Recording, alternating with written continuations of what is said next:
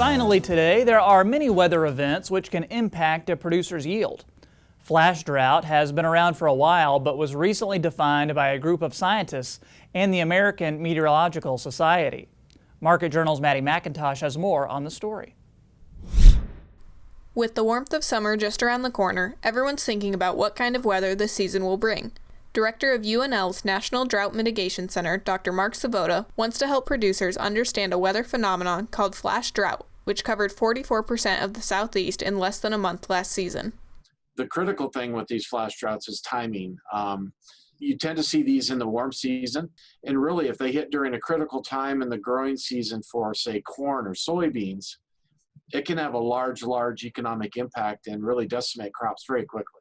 Dr. Svoboda, along with 22 other authors, published a paper following a 2018 workshop at the Aspen Global Change Institute. The conference addressed flash droughts, and experts were able to create a definition for the term Mark coined nearly 20 years ago. That was for a non-electronic paper. It was USA Today, actually, at that time. But when a big flash drought came back around in 2012, it really got a lot of traction. That was a big drought that affected over 2/3 of the country. It came on in a little over 4 weeks.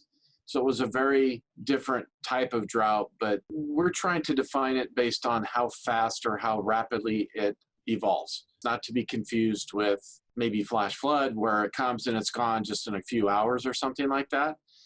Really, we define it as any rapid onset drought that has a rapid intensification and accumulates and impacts across one or more sectors, whether that's agricultural. If the drought lingers on, it could end up being a hydrological drought.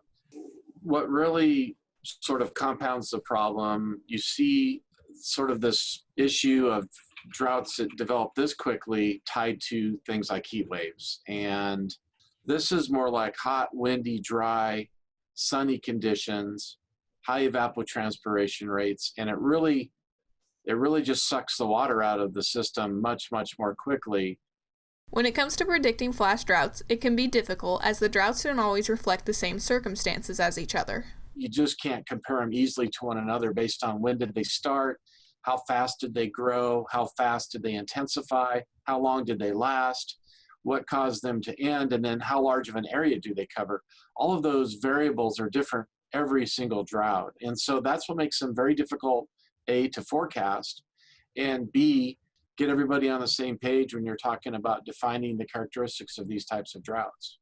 We have certain conditions where we look at conditions across the various oceans, and the sea surface temperatures of these large bodies of water are really what drives the atmosphere. The conveyor belt of moisture and where do storms set up and where don't they set up.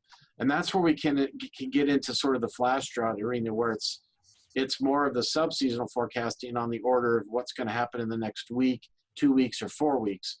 Flash droughts can also be harder to prepare for since they're not as predictable as normal droughts and are challenging to deal with.